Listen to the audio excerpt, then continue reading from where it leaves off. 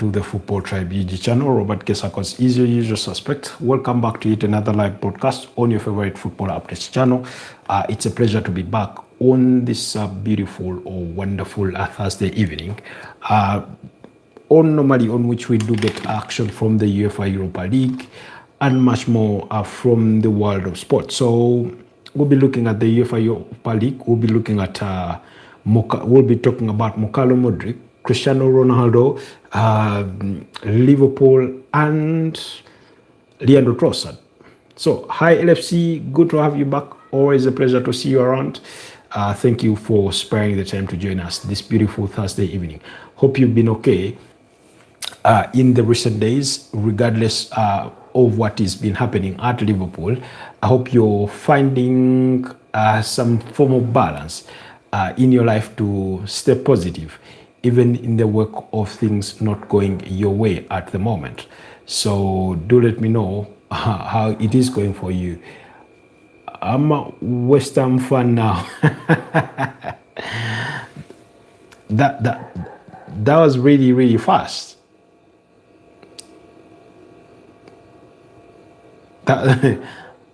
That's really fast.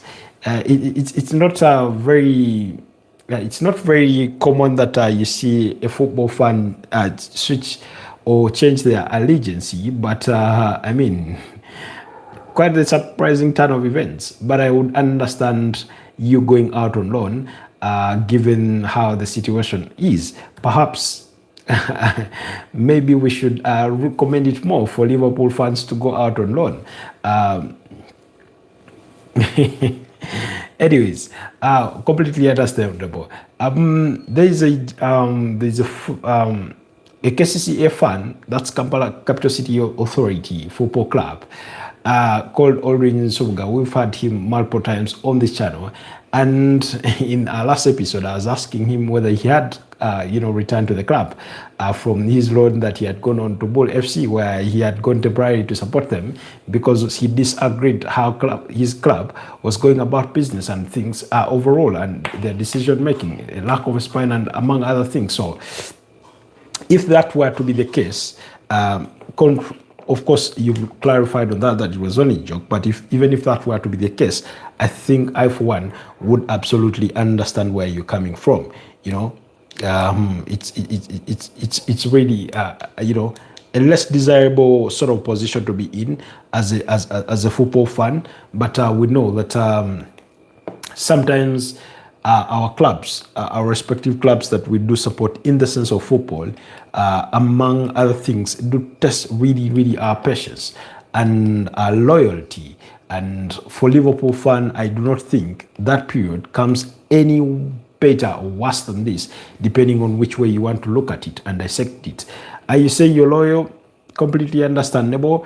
Many people will remain loyal, but I've been part of a couple of forums here and there discussing the situation at Liverpool, and of course there's huge concern. We try to justify it based on what we see, based on what we think could be happening, and everything in that, to try and explain it to the people who may not be at a certain level of understanding that kind of in-depth analysis in regards to how things are going at Liverpool. But I do hope that Liverpool find their way back and bounce back really. Otherwise, the situation there is not really interesting. So where do we start it from? I think it would serve us better if we actually start on the Liverpool front, because I do understand, or we have been led to believe, that today there was a very crucial or significant meeting with the Liverpool bosses, including, or at least at some point or stage, Arne Slot, that the FSG, that's the Fenway Sports Group, were meeting today to discuss the appalling situation of results around the club. And whereas it's understandable that they call a crisis meeting following last night's results, the hope may be that some fans would have had that there was going to, because there's already a section of Liverpool fans clamoring for the sacking of Arne Slot, which I think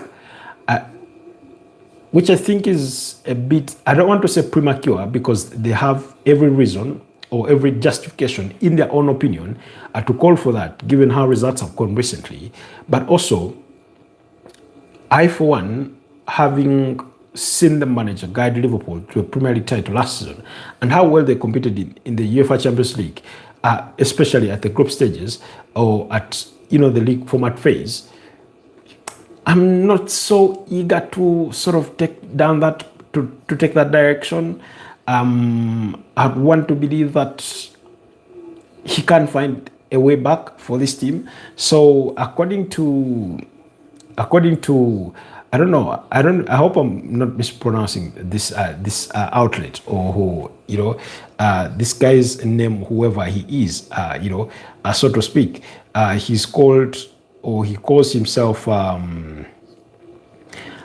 India Kaila, something like that. India Kaila, something like that. So he did reveal that Liverpool were destined for an emergency meeting, to discuss the situation of Arne Slot, and the emergency meeting had ended with Arne Slot being given a final warning to turn things around, according to that outlet, and they do expect for him to collect all 6 points in their next 2 games. Otherwise, they will grow out of patience with him, and they could show him the exit.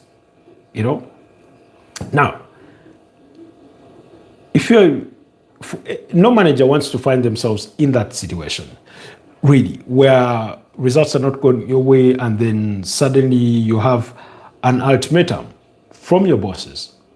Now, the kind of fixtures that Liverpool are going to be facing, at least in the next 4-5 games, on paper are winnable fixtures, but not easily winnable.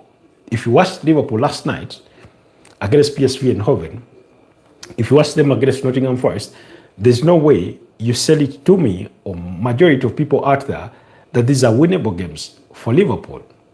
I mean, of course, we are talking about a different Liverpool from the one we saw last season, or perhaps from the one we saw in the first 8 games of the season, that kind of thing. So according to Ndiakali, he says he's been given an ultimatum or a final warning or a caution over the next 2 games in the Premier League. Now, the next 2 games in the Premier League are going to be up against West Ham. That will be on Sunday, away at the London Stadium. And then after that, they will play at home against Sunderland. Now, given how we're talking about a West Ham side who in the last 3 games have not lost. They've won 2 against Newcastle, and the other was against one of those newly promoted sides, really. And it's really interesting to see that yes, the one against Newcastle and Burnley, and then drew away to Bournemouth. So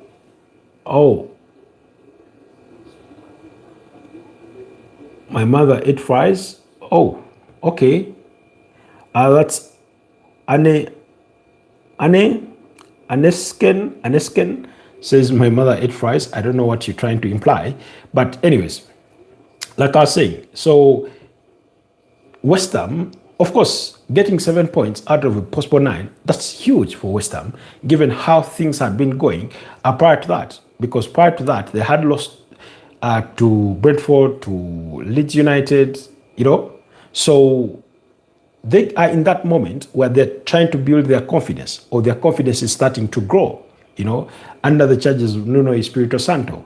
So I do not think that Liverpool, in their current shape, this is the most ideal time to face them. It's a bit of a less ideal situation. Now, the question would be, who would you then rather face? Because, I do not know if Liverpool would want to face anybody in the Premier League. In any case, last weekend, when they faced off with Nottingham Forest, I think Nottingham Forest at the time was second from bottom. And that's the team that beat them by 3 goals to 0. It could have been 4, you know. So that's why I'm saying I really, really struggle to find the confidence to even argue that Liverpool will beat up against West Ham. We'll get to that point when we're doing our preview for the weekend. That will come tomorrow, you know. So, but, so the next up, like I said, you go through West Ham. Okay, maybe you win against West Ham. And then you have Sunderland. We've seen Sunderland, particularly against the big sides. They lost to Man United by 2 goals to 0. They beat up against Chelsea by 2 goals to 1. They drew with Arsenal in a 2-all draw. So they went and beat up against Nottingham Forest away from home by 1 goal to 0. I mean, they've... and I'm not saying Nottingham Forest is a big side, but I'm judging them based on where they had finished last season. So when you look at some of those results, then it tells you that Sunderland themselves are not a piece of cake, you know. In any case, as we speak, we know that Sunderland are above Liverpool on the Premier League table. Yes, the points difference between Sunderland and Liverpool is only 1 point, but Sunderland being 7th and Liverpool being 12th, on paper, on another given day, in a different set or phase of the season, that should be a winnable fixture for Liverpool. But given how things have been going recently, we do not have the confidence to say that that's going to be the case, really. We do not have that confidence, you know. So, really, it's going to be interesting to see whether he can live whether he will capitulate under that pressure. And for those of you that are regulars to this channel, I did tell you yesterday that we did release a video sort of detailing and discussing Liverpool in regards to why they find themselves in the current situation that they are in. Our question that we attempted to answer was, will Arne Slot capitulate under pressure? And that was prior to yesterday's game, which they went on to lose by 4 goals to 1 against PSV Eindhoven. Now, a quick answer to that means he's already capitulating. Some sponsor hit the equalizer. Some Samsung sponsor hit the equalizer. What Samsung sponsor? Anyways, so you assess Liverpool's situation and it's not good at all. But what we are learning is that apparently he's been given a final warning. That means there had been other warnings or in other meetings, you know, asking him to turn things around. We know that he's come out in a press conference and told, you know, reporters of how he spent hours and hours analyzing their opponent. He said that, I think, prior to the game against Manchester City, and they still got battered 3-0. Now, I do not know whether it helps him to come and tell us that, but things are not, you know, going right. Then also today we did learn that apparently Richard Hughes, this is the Liverpool sporting director or the sporting director, the Fenway Sports Group, overruled Arne Slot in one of the key deals they did in the summer, and that was regarding Luis Diaz. Arne Slot was demanding that Luis Diaz stays. In fact, he was saying he should be given he should have his contract renewed, and Richard Hughes did not see eye to eye with Arne Slot, and he overruled him on that, saying or arguing that first of all, Bayern Munich were offering good money, 75 million euros. We know that was the cost of the transfer. Apparently, then that, you know, Luis Diaz was not as that important to the group as perhaps Arne Slot was trying to stress it. Now, again, in that very video that I'm recommending for you guys to watch, you should go to the channel under the video section and watch that video. It's only a couple of minutes, about 18 minutes and 40 seconds, thereabouts. So endeavor to go down to the channel and watch it. I made the case that, you know, losing players like Luis Diaz cost them, you know, and the fact that Cody Gakpo and Luis Diaz, perhaps last season, never got perhaps all the flowers they deserve because Mo Salah was taking all the shine, and whereas it was for the right reasons. But now that that sort of piece has been pulled out of the puzzle, we're seeing how important that piece was. Today, again, I was on a Liverpool forum in which some members labor to discuss the impact of Darwin Núñez. And whereas we acknowledge that all the players in Alexander Isak and Hugo Ekitike, at least seemingly, look like an upgrade on on Darwin Núñez, they have not yet caused the kind of disruption that Darwin Núñez would give you. The sort of counter press, the nitpicking on defenders, clipping them and committing fouls, to prevent a goal or to try and frustrate an opponent and things like that. Sometimes you may underestimate their importance, but they have an importance to the game. I think Altai is the best goalkeeper in the Premier League. Okay, well, that's your opinion. I wouldn't say he is, in my opinion. I think I'd go with somebody else. I think a fully fit Alson Ramsey-Baker is right up there. David Raya up there. Gianluigi Donnarumma quite up there. Martinez of Aston Villa quite up there. So again, it's a subjective topic. So Richard Hughes overruled Arne Slot, and I think now, whereas he cannot sort of wallow in his own misery or disappointment that he got overruled, he got to go on to carry on with the team. But you can't help but think that maybe if Luis Diaz had been available, would have given Liverpool that bit of other dimension that they could need to their game, especially going forward. But also, in that forum that I was making reference to, that I was part of today, I did labor to explain to the panel or to the people that were on the broadcast that, look here, one of the things that I critique about this Liverpool side, and I try to draw comparisons to the Jurgen Klopp team, is that they're not as energized as that Jurgen Klopp side. They're not as relentless in their counter press. They're not leaving no stone unturned in terms of that counter press, that energetic run, almost without stopping. We know that Jurgen Klopp built a team. It had good talent, but the cornerstone of that success was the hard work. That every time they conceded possession, they tried to win the ball back within the next 10 seconds. And oftentimes they were successful with that. It didn't matter who was in what position, you just had to lead the press, And that was stressed by Alex Oxlade-Chamberlain, that if we lose possession and it is you, James Milner, who is being played at right back today, and you're the one in that at the front, go lead the press. Let somebody cover for you. It's not about you running back to your position. So I think they've lost that bit of element. Of course, alongside all other factors that we do stress in that video, the loss of Diego Jota, the new teammates or the new signings that have yet to gel in, the couple of injuries here and there that have not helped.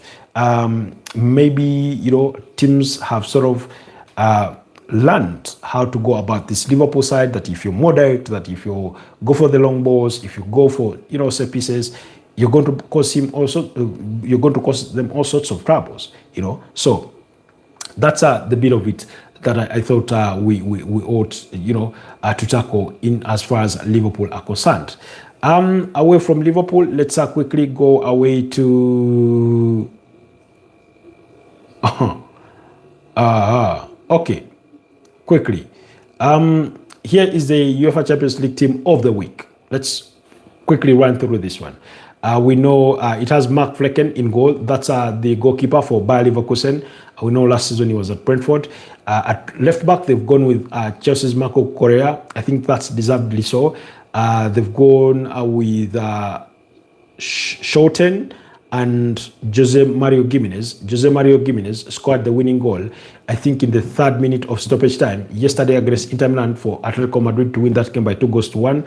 And then there's Kalali at right back. Then the midfield has Declan Rice alongside Vitinha. Vitinha scored a hat-trick against Tottenham Hotspur in their 5-3 victory yesterday.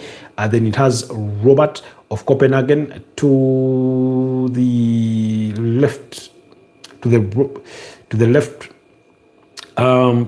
wing. Sorry, to the right wing, and then to the left wing they have Kiteria of Atlanta squad, I think, a brush in their 3-0 victory against Eintracht Frankfurt. It has Pierre-Emerick Aubameyang scored a brace against Newcastle as they beat them by 2-1. That was on Tuesday. And Kylian Mbappe, who scored 4 goals yesterday as Real Madrid beat up against Olympiacos by 4-3. I do not know. I don't know. I'm thinking, and maybe this comes from a little bit a place of bias based on the games that I was able to watch, but I don't know. I feel like I would find a place for maybe Juan Timber in this team, given how well he played against Bayern Munich. I don't know. William Esteval of Chelsea, maybe, but I mean, the players that have been enlisted here deserve to be in this team, the UEFA Champions League team of the week. But I'm thinking I could create perhaps room for any of those players. What seems evident is that they avoided at all costs to choose players, more than one player from a particular team. Good evening, Pedri. How are you doing, my brother? How is it going? How are things at Barcelona in the wake of the defeat to Chelsea? Are there any tensions rising within the ranks of Barcelona? What's not happening? LFC must be so sad after the awful performance by his egghead by his egghead slotty booty. Very unkind words there, the last 2 words. But of course, you know what it means to be a football fan and your team is not winning. I know that firsthand because Barcelona got beat by Chelsea. On Tuesday, of course, they were down to 10 men by the end of the first half, thanks to Ronald Araujo's recklessness. But it does happen. It's not a good place to be in. It's not a good place to be in. So, anyways, that's the UEFA Champions League team of the week. Then quickly, I wanted us to talk about Mokalo Modric. Today, I did learn, this is according to Mail Sport, apparently, Mokalo Modric has passed a voluntary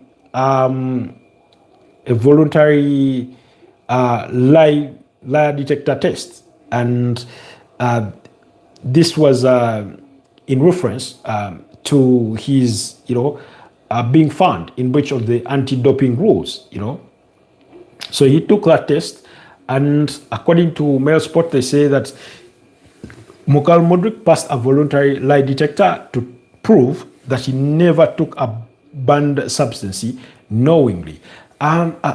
This is a topic that we've tackled before, that it's in professional football, where players know that they get tested almost all the time or at every given opportunity, it's very rare that a player will knowingly take banned substances. It's really, really rare.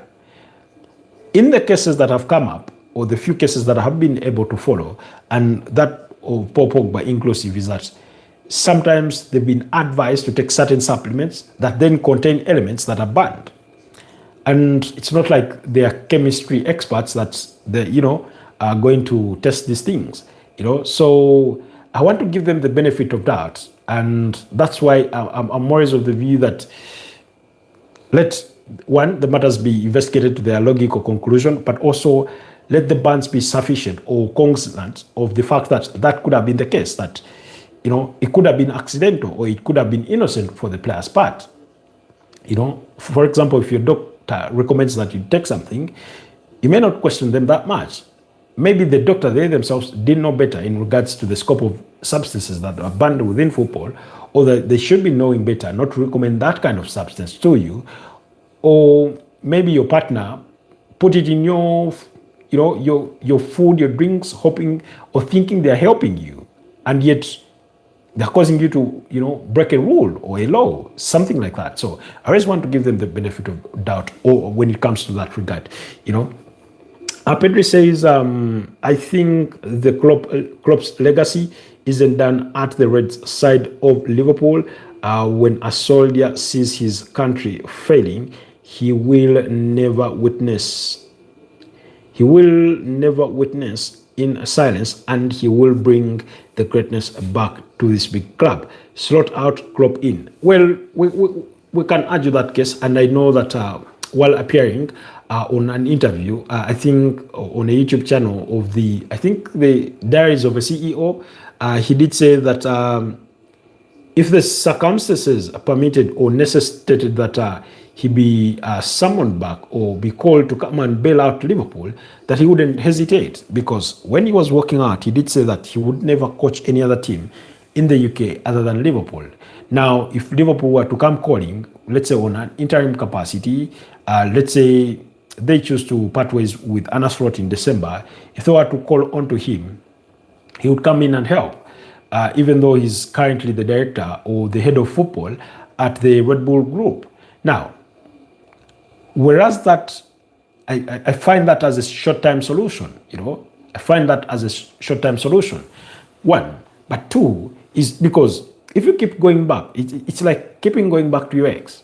Then you never really actually get to move on, because for every new partner you get, as soon as they falter, you're going to look back to your ex and be like, they are better, or they were better in this and that, So it's a less ideal situation to be in, and I would understand if Liverpool decided to take that direction.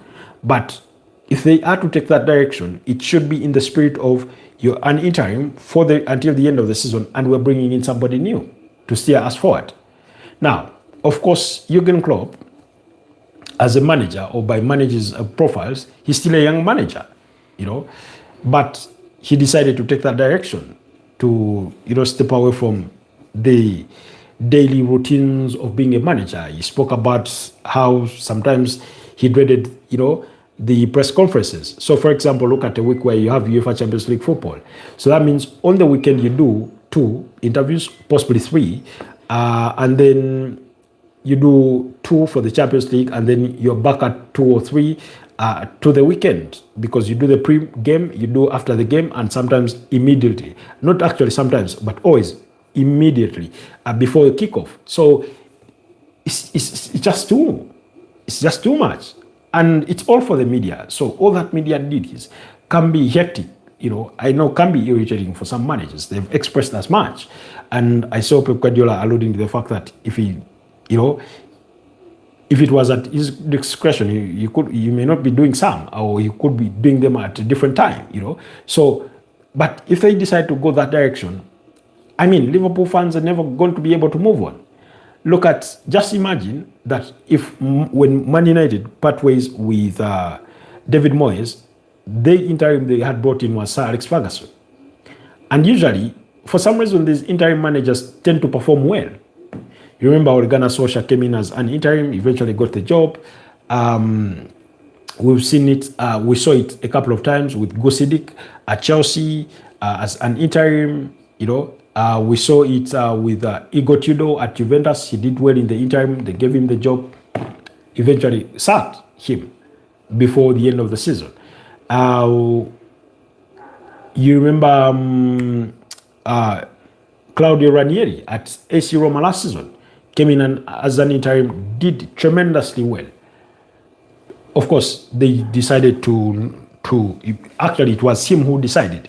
Roma had wanted him to stay on, even the fans, but his decision was, no, I'm here as an interim, I'll remain as a club official, but I'm not continuing as manager. Of course, they got themselves a very, very good coach in Gian Piero Gasperini, who is, guiding the team really, really well. And tonight they've just won in the UEFA Europa League by 2-1. We'll get to look at that result in just a bit, So, Pedro, you say, here's my prediction. Arne Slot's last game will come on the 13th of December. Arne Slot's last game for Liverpool will be Liverpool versus Brighton, where Liverpool will lose by 2-0 against Brighton. Mark the dates. Well, I've taken note of that, but only that you arrived a little bit late for the broadcast, but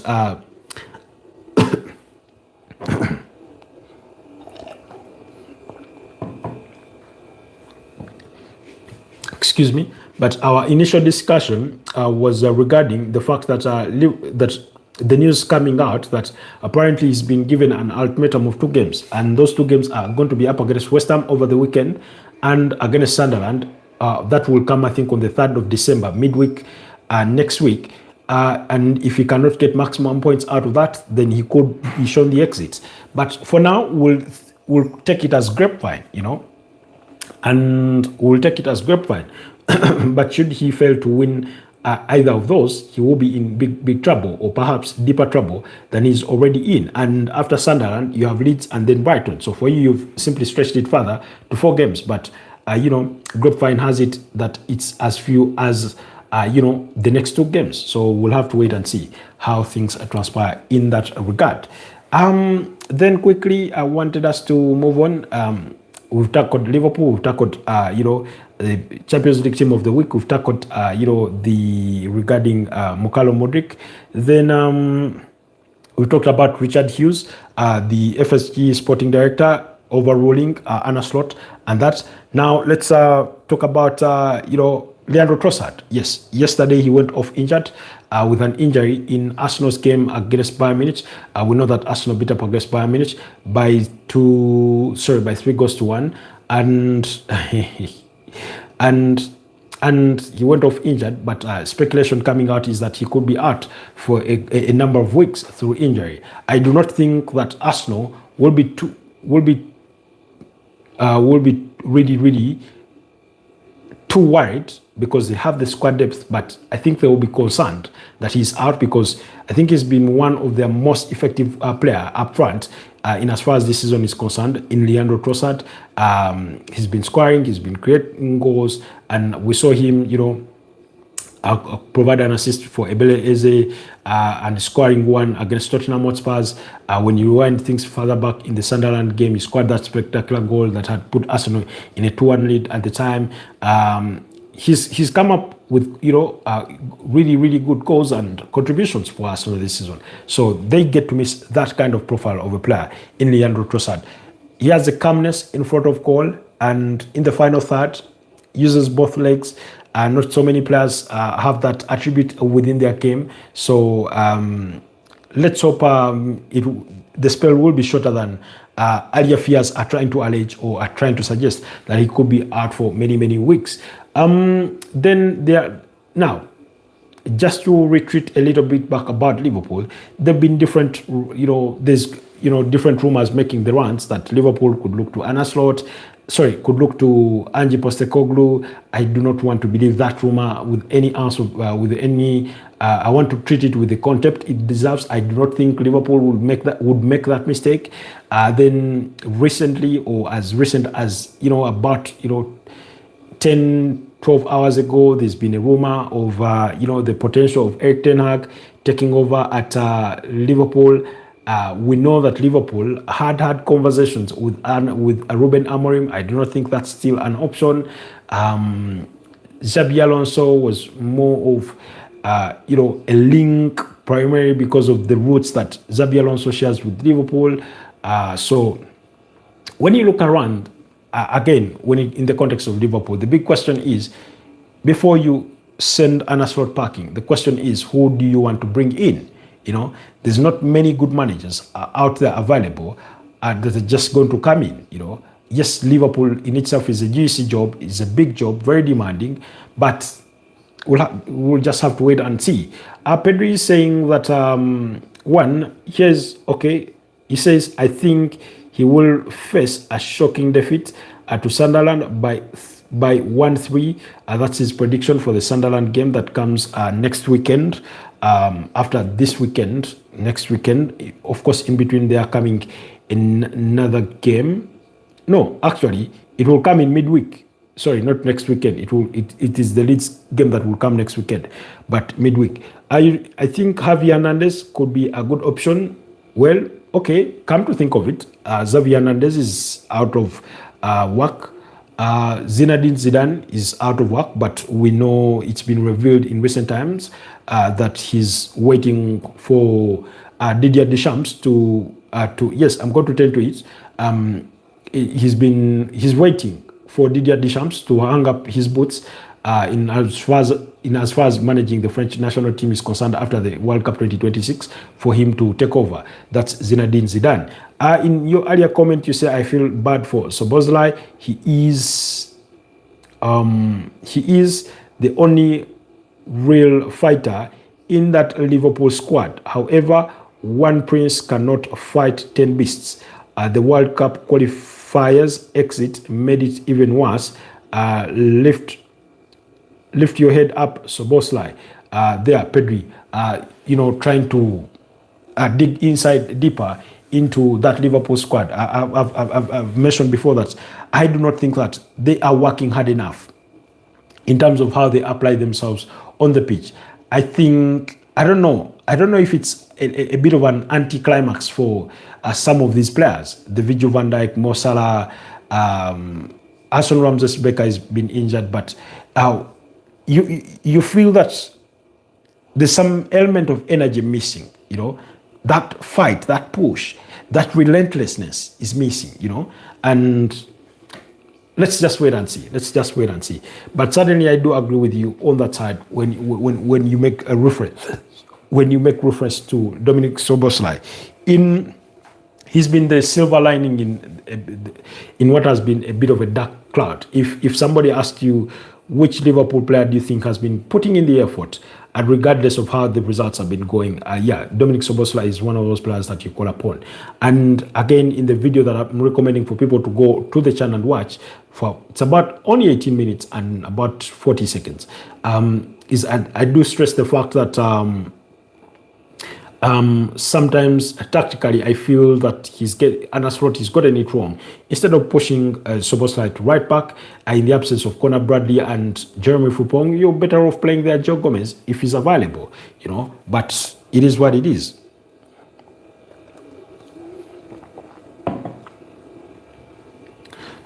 I feel like Slot is not a good mentor coach.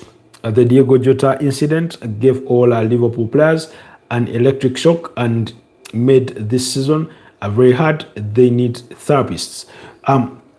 Again, that's a point we make reference to, and again, I've said this in multiple forums that whereas it's one of those justifications that we cannot keep hammering on given the sensitivity of it.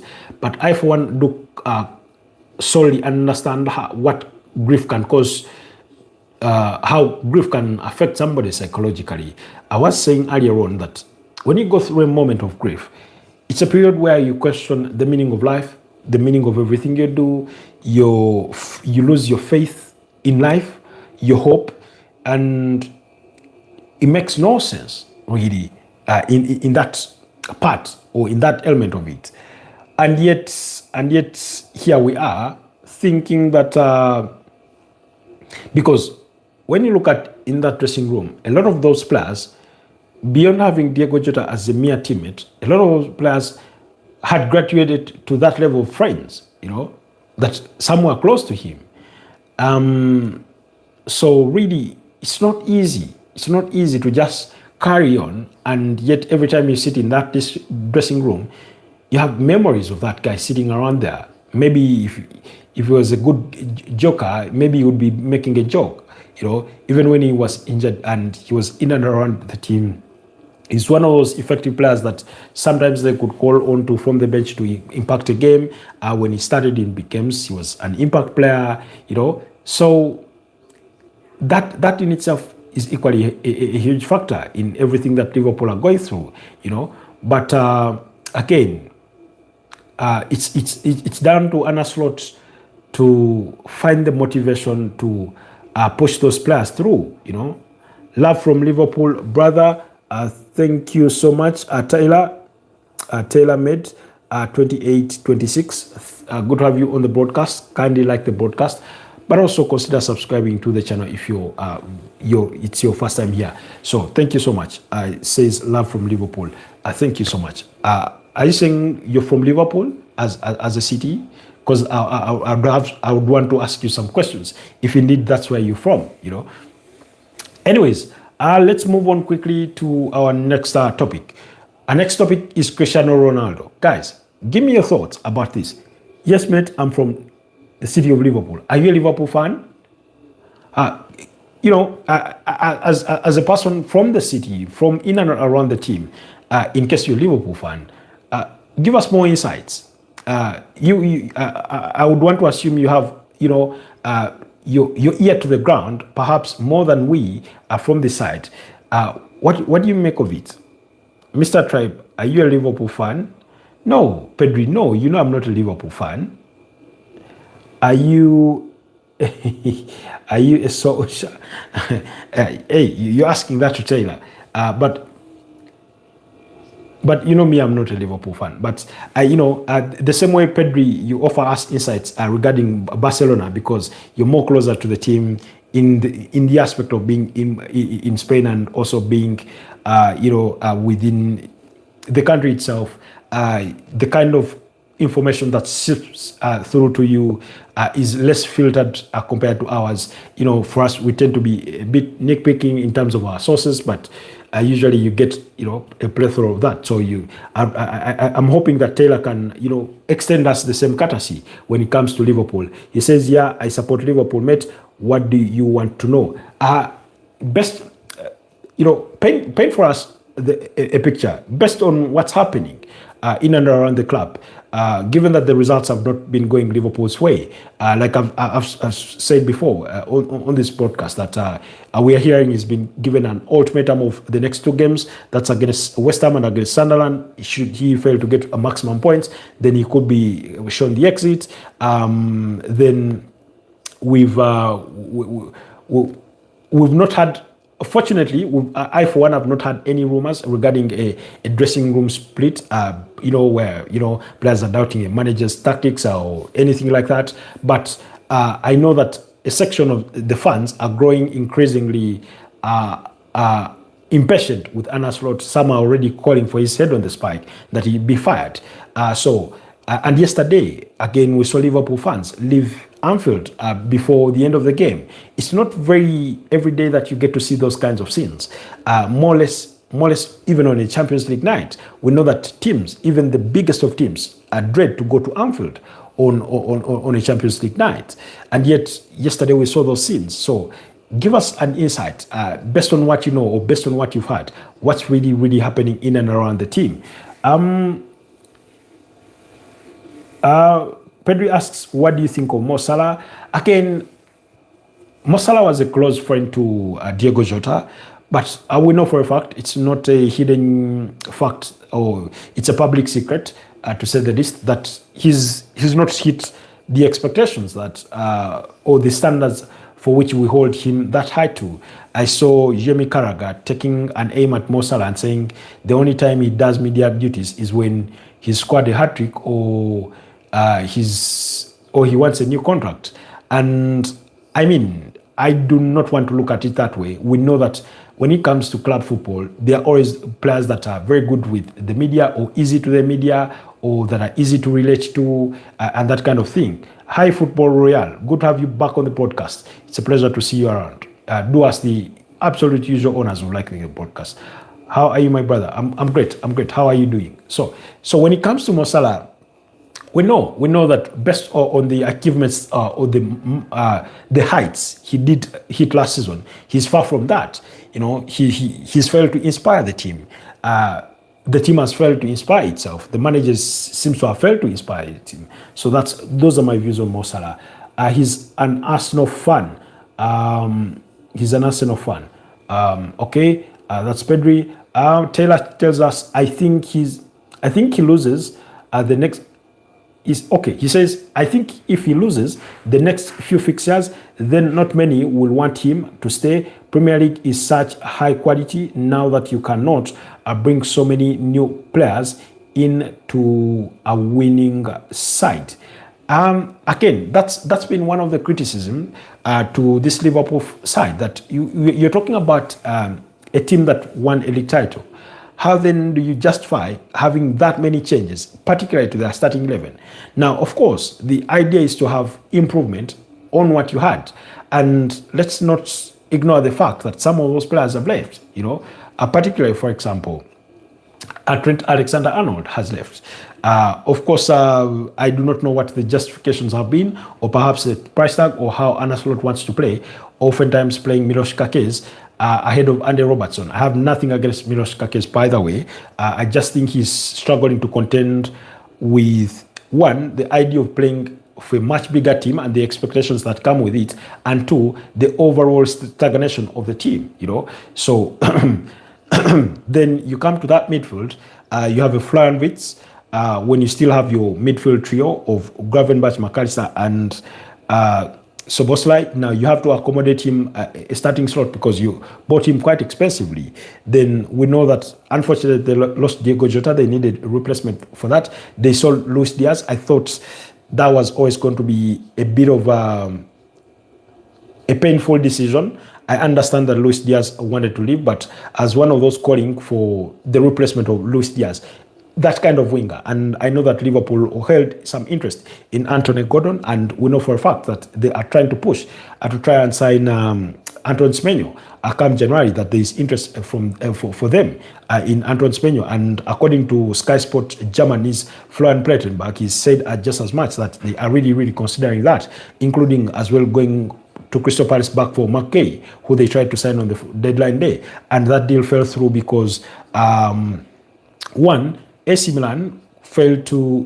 Liverpool failed to get McKay, and then that's how Liverpool ended up keeping Joe Gomez, because they did not want to let him go. But apparently Oliver Glasner at Crystal Palace had told Steve Parish that if you do let go of McKay, we're going to really, really struggle. It's going to be a bad season for us. So they ended up holding on to him. So and all those kinds of things. Then you look at Alexander Isak. The way I look at the Alexander Isak deal, for me, and again I was speaking about this today in a live session with some Liverpool fans on TikTok, and I did say that I think that Alexander Isak caused Liverpool to blunder in their transfer business. One, we know that they wanted him right from the onset, just as much as Arsenal wanted him. But Arsenal moved on quickly from the idea or from the possibility that they may not sign him. Now, the reason that's why I critique Alexander Isak is that he knew he was going to be hell-bent on leaving Newcastle, but he did not express that until sort of a bit late. That was around, midway in July, when he refuses to go to pre-season tours with Newcastle. And we know how this saga all dragged on. Now, then Liverpool are not sure whether they will be able to get Alexander Isak released. Newcastle, who want to bolster their attack, even if they were to retain Isak, they're already out there in the market looking for a striker, and they had their sights on Joao Pedro, who they missed, and he went to Chelsea. The deal for Yohan Wissa was not pulling through, so they pushed for Hugo Ekitike, and then Liverpool came in and signed Hugo Ekitike.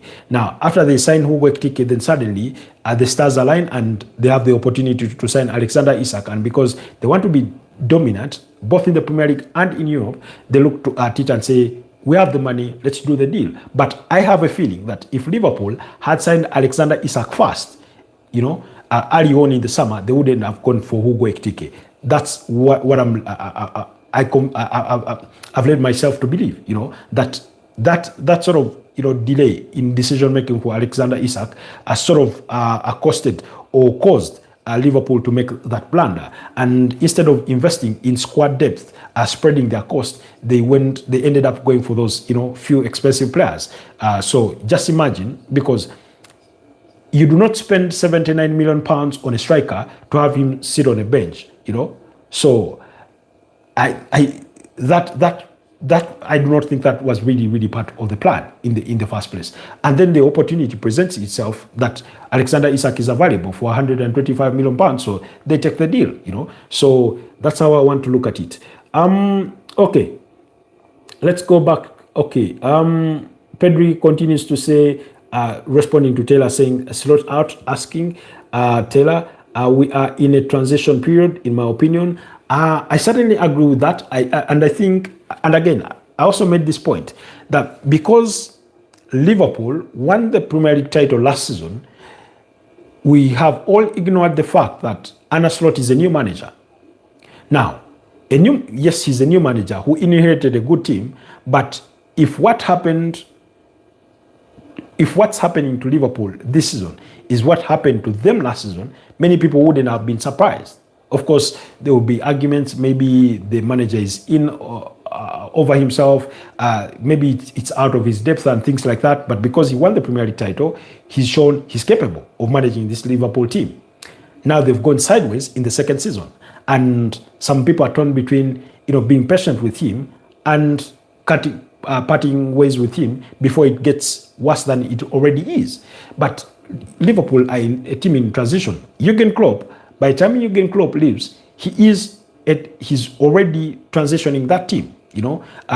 From the Sadio Manes, from the Fabinhos, from the Gini Wijnaldums, from the Roberto Firmino, what's his name? Jordan Henderson, James Milner, Alex Oxlade-Chamberlain.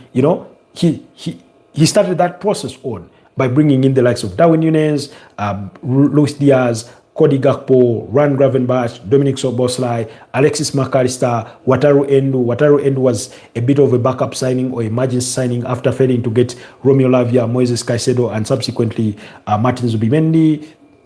That kind of thing, But already Liverpool were a team in transition. And usually transition is not that an easy thing. There are not many managers that have really, really handled transition well and been successful at it, especially in terms of evolving from one good set of team to another. I often make reference to Sir Alex Ferguson because he was able to frequently transition his teams. But even when you go back to Sir Alex Ferguson, there are times it did not work out for him.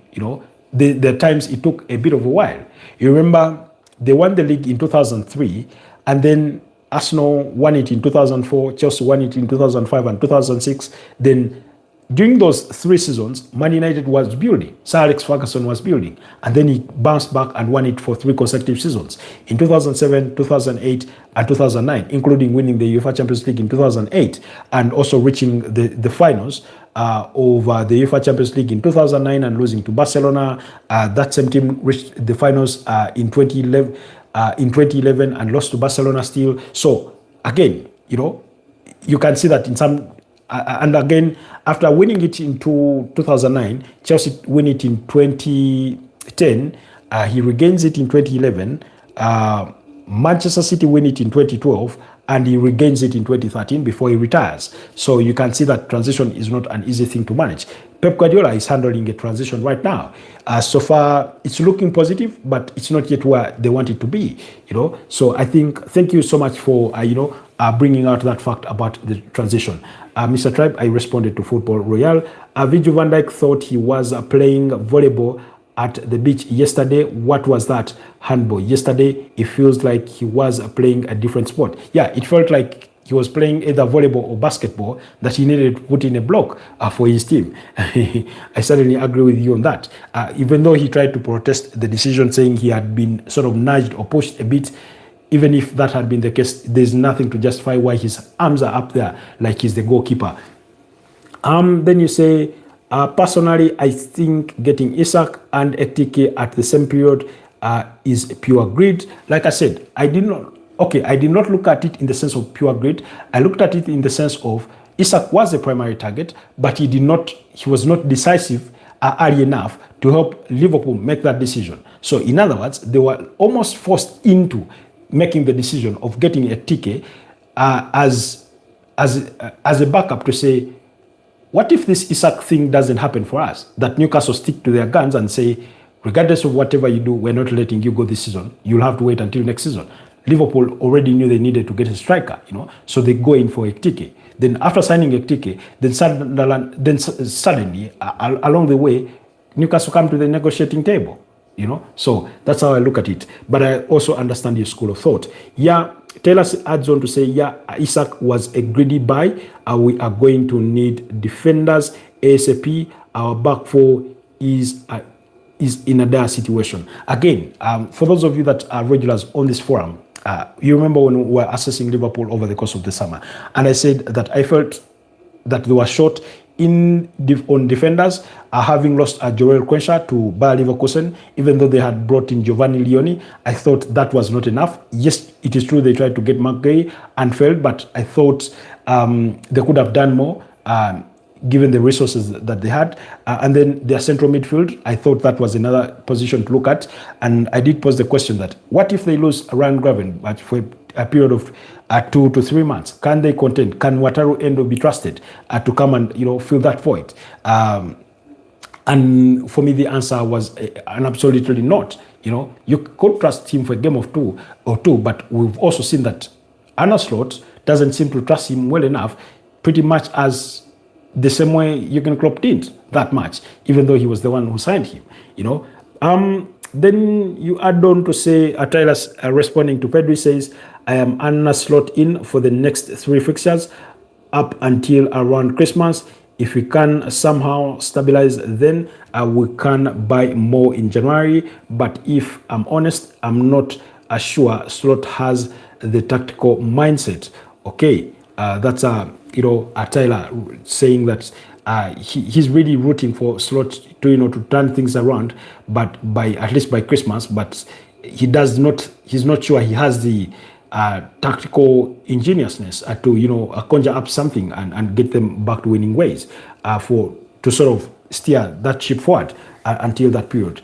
You say Tyler also adds on that to win the league against the likes of Arsenal and Chelsea, Manchester City. Okay, I think this season we are done discussing Liverpool in relation to the Premier League title.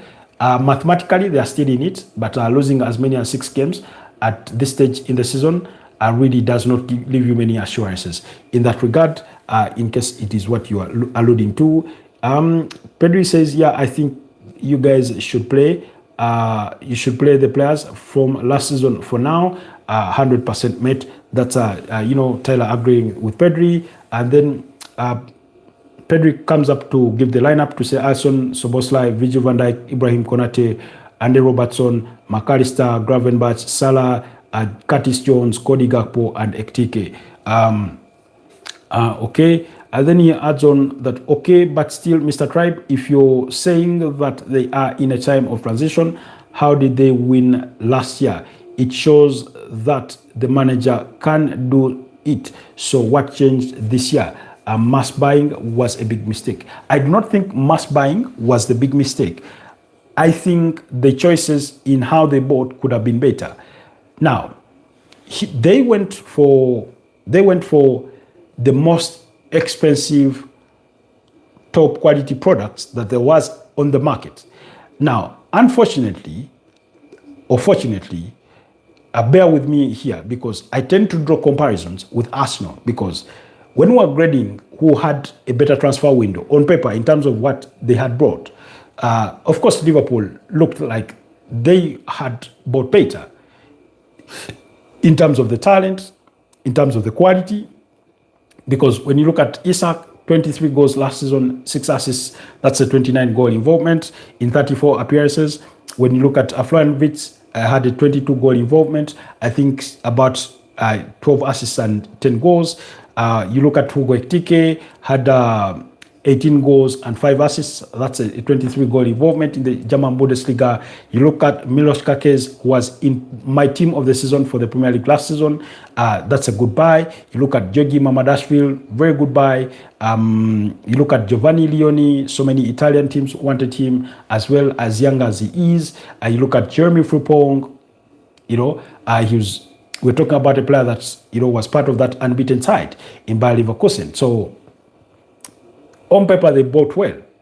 But in now looking at it in hindsight, I drew comparisons with Arsenal. That Arsenal were not going for marquee signings or many marquee signings. They tried to spread their costs based on the squad needs in terms of squad depth. Majority of Arsenal's buys were equally replacements, as were in some cases for Liverpool. So, for example, Liverpool lost Coleman Kelleher to Brentford, so Georgi Mamadashvili is a replacement, but also in long term a replacement for Alisson Ramsey-Specker.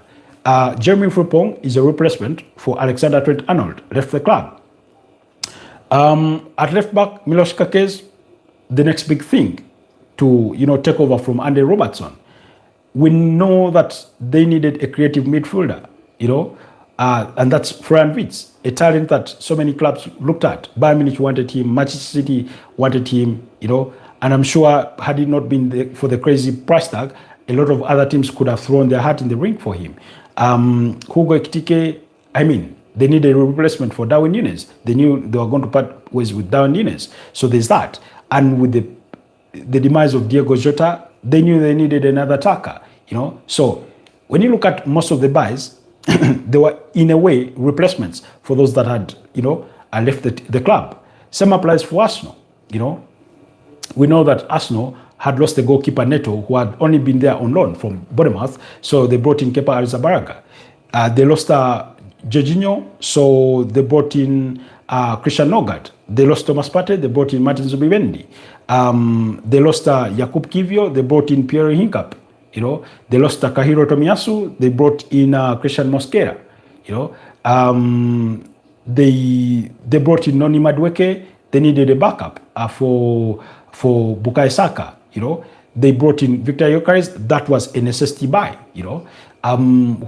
Which other player did they bring in? They brought in Ebele Eze, that was a squad depth kind of buy. Given the struggles that Martin Odegaard went through last season. So they brought in as many as 8 players. That's Arsenal. And Liverpool brought in just as much, including Freddie Woodman. That's the goalkeeper from, who joined as a free agent from Preston. So you look at all that, and in a way, when you look at Arsenal, one, they managed to buy quality players for the right amount of money, in some cases, because Pierre Hincap is at Arsenal on loan. But looking at Christian Mosquera and understanding that they only managed to get him for £13 million sounds a little bit crazy. And before, by the way, let's not forget, before Real Madrid took Dean Howson, Liverpool were one of the teams that were really pushing hard to sign Dean Howson.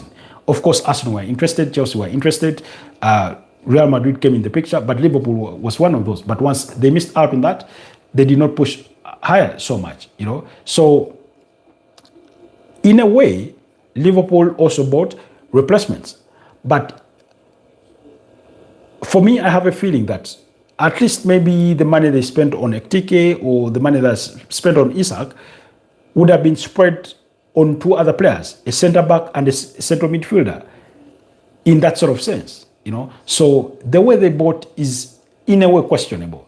But we are questioning it now that the results are not coming. If the results have been coming, then of course it wouldn't be a question either way. So in that way, but I sort of understand where you guys are coming from. So,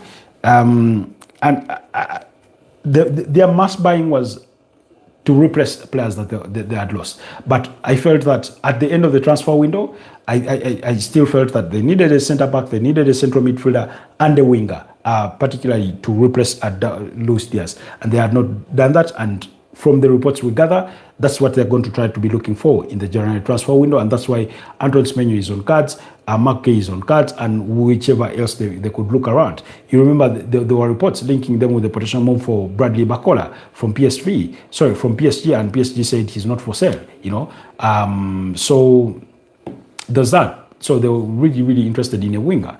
You come back to say when Odegaard is back to full fitness, would you start Ebelechi Eze or Martin Odegaard? You can't play both in the same team, but that would mean pushing Ebelechi Eze to the left because Mikel Arteta is not the kind of guy that plays with 2 number 10s, but you can't play them when you play Ebelechi Eze to the left. But to answer your question more directly, because I understand what you're trying to allude to, that in that pocket of a 10, behind the striker, with your Bukayo Saka on one end and Leandro Trossard or Martinelli or Noni Madueke on one end, who do you choose? I think it would depend on the game, for starters. Is it a kind of game where you're going to need more ball control, then you're going to go for Martin Odegaard? Is it a kind of game where you need to be more direct? Then you would go for Ebelechi Eze. Given the things he's done in the last couple of games, it's really, really hard to drop him, because I do not think he's placed a foot wrong to justify him being, withdrawn out of that team. So it becomes a bit difficult. But the two players as number 10s are different. We've seen Ebeleche Eze release the ball much quicker than compared to what Martin Odegaard usually does. But also, in particular, the game against Tottenham Hotspur, in the first half, I was one of those that critiqued Ebeleche Eze because in many moments he felt static. I wanted him to, be, a bit more fluid, around that pitch, around the midfield, calling for the ball, to take charge of the game, and he wasn't doing that, and that's something that usually Martin Odegaard, does. He constantly demands for that ball to distribute it, to drive it, further up front. But I also appreciate the fact that the two are both 10s but are built differently, or they go about their game quite differently. So I think for now, given how they've been, things have been going, I would stick with Ebeleche Eze and play Odegaard as a substitute, depending on the demands of the game, really. So that would be my response to that.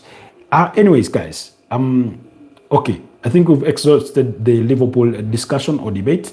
Let's move on to the situation regarding Cristiano Ronaldo. Now, Cristiano Ronaldo suffered a straight red card in their game against the Republic of Ireland, and he took an elbow to Dara Osha. That's a Republic of Ireland defender. Now, we know that he was given a straight red card, and that meant because that was deemed to be violent conduct, he was supposed to serve a 3-match ban, and he already served a one-match ban when he missed that game against Armenia in Portugal's final game of the qualifiers, and he was slated to miss the first 2 games of the World Cup for Portugal. However, FIFA commissioned an independent committee to look at the situation, and they came out with a ruling that Cristiano Ronaldo have a suspended sentence of a period of 1 year and be involved in the first 2 games of Portugal. But that's on disciplinary, conduct, that if he does anything between now and the World Cup, be it in an international friendly, be it anywhere that is violent conduct, then he will serve the other ban, Now, okay, personally, I think I'll get a lot of hate for this, but I think Odegaard is so overrated. I do not think he's overrated. I think he's a good player. For, I think, 2 consecutive seasons, he was arguably Arsenal's best player, if not one of the very best, because they went toe-to-toe with Gabriel Martinelli, Bukayo Saka, and Martin Odegaard, particularly in that 2022-2023 season. You come to the subsequent season, 2023-2024, and he was really, really immaculate. It was last season where he struggled when he recovered from that ankle injury, where he was out for a period of 2 months or so, and he only tried to regain his full self at the tail end of the season, which was a little too late. And I have this feeling that people are looking at last season's performance and really, really judging him as a bad player. It's like us sitting here today and suddenly rule that Mohamed Salah is not a great player just because he's having a bad season and try to forget everything that he's done in the past. So I do not want to look at it that way, in my opinion.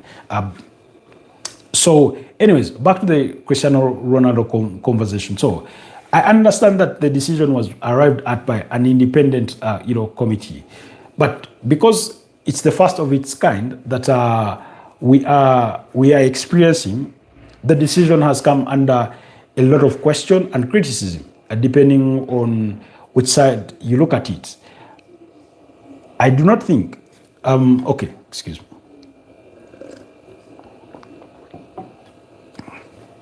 No matter what amount of PR you give to this, it's going to be looked at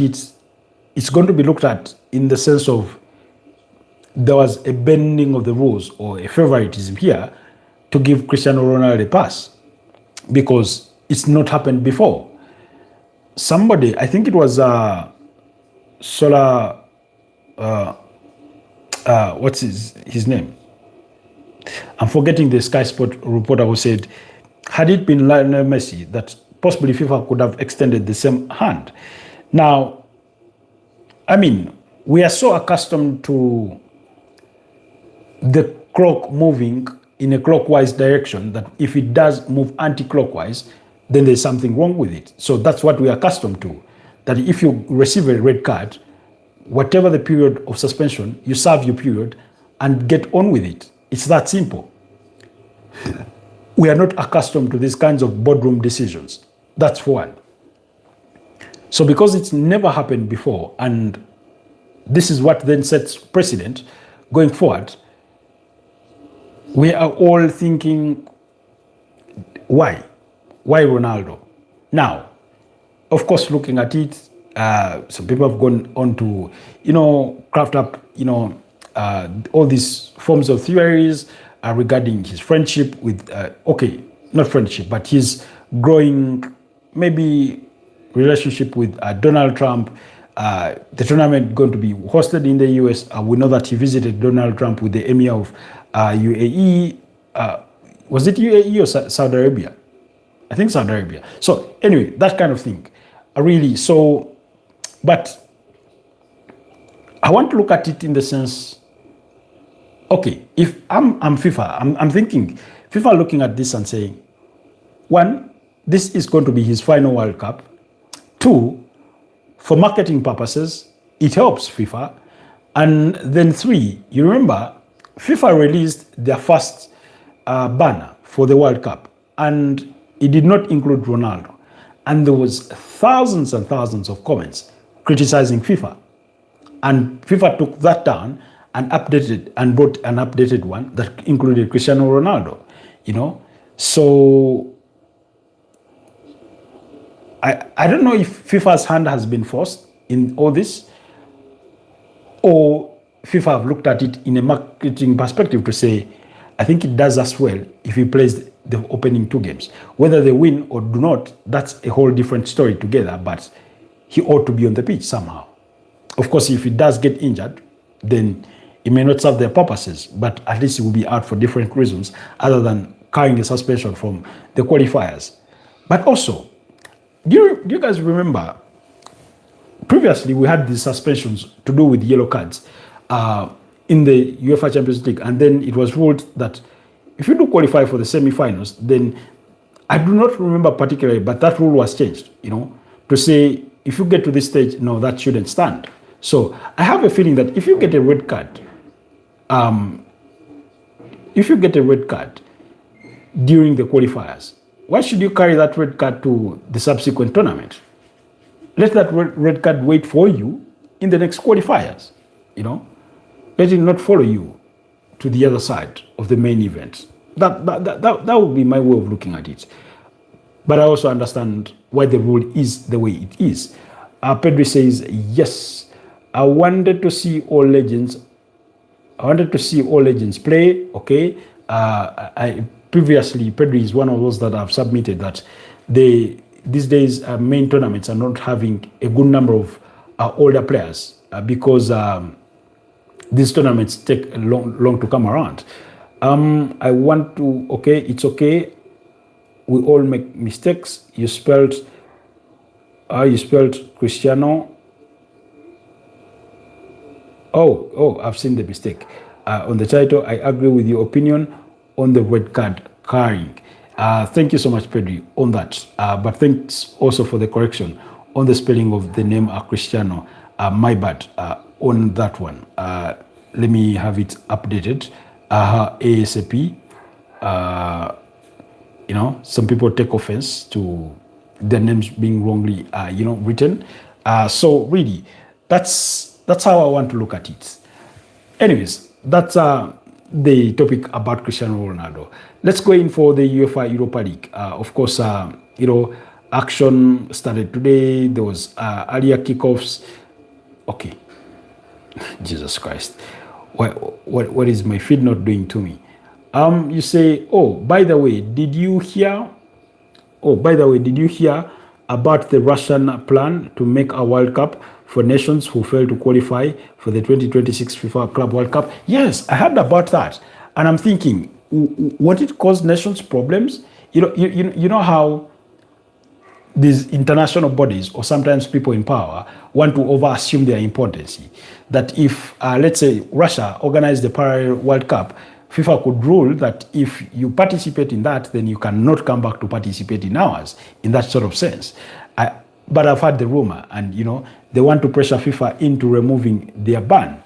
I mean, okay, all these sanctions that come, you see,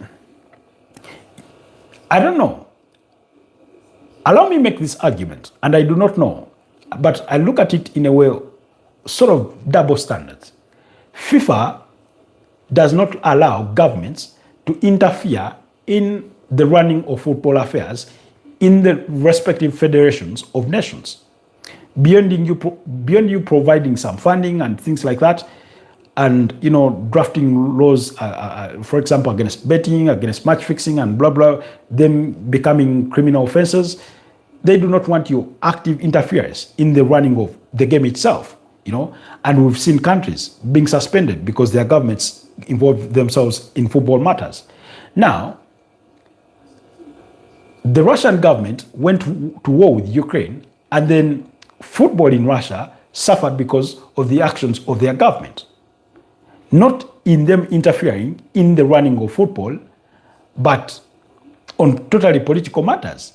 And the reason as to why FIFA puts those rules is to sort of distance themselves from the politics that could affect maybe their game, But now you come out and sanction Russia for what their government has done, and you're punishing the football people because of the sanctions, And I'm not saying Russia shouldn't be sanctioned or whoever shouldn't be sanctioned, Has Israel been sanctioned?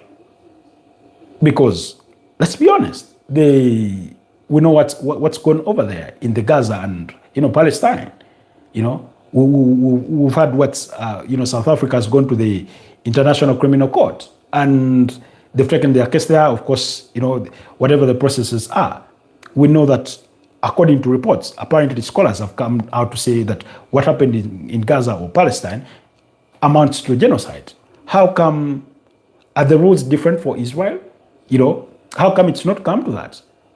There's been a humanitarian crisis over there, So isn't it a little bit of double standards in this particular case? To say governments shouldn't interfere in football matters, but then because the Russian government has chosen to go to war with another country, in this particular case, Ukraine, regardless of their reasons, and then football people are getting the penalties for their government's decisions. But if the roles were reversed and government was interfering with football, then you would still sanction that nation and their footballing affairs. So I don't know. I feel something isn't right about that sort of way of looking at things. We know that Russia has been banned, from all sporting disciplines, literally, at the international scene or at the global scene. Okay, they want to do it at the same time as the big main event, the prestigious World Cup. Yes, exactly. How's Russia been banned and the other country hasn't? The country. Yes. Thankfully, they didn't qualify for the World Cup. If they did, Spain said they will not participate. Now, again, you see, okay, that would have been Spain's prerogative to go that direction. But for me, okay. But also Russia organizing a parallel tournament for a World Cup. Again, I don't know if it's their prerogative to do that, but like I said, I do not know what the implications would be for countries that choose to participate in that. You remember when Real Madrid, Barcelona, Juventus, and all the other, big clubs from Europe had conjured their European Super League thing that had come about. UEFA tried to sanction them, and then the Court of Arbitration for Sport, I think, ruled that they had no right or standing in doing that. But at least it forced changes within the tournament of the UEFA Champions League and things like that. But I mean,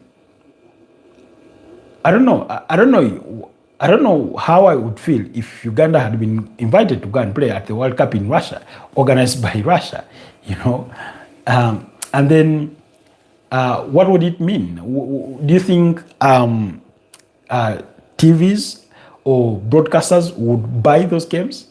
Of course, I think you have big countries that have missed out on the World Cup, the likes of Nigeria for the African continent. You have the likes of Italy that have to go through a playoff, and probably they could miss out because we've seen them miss out before.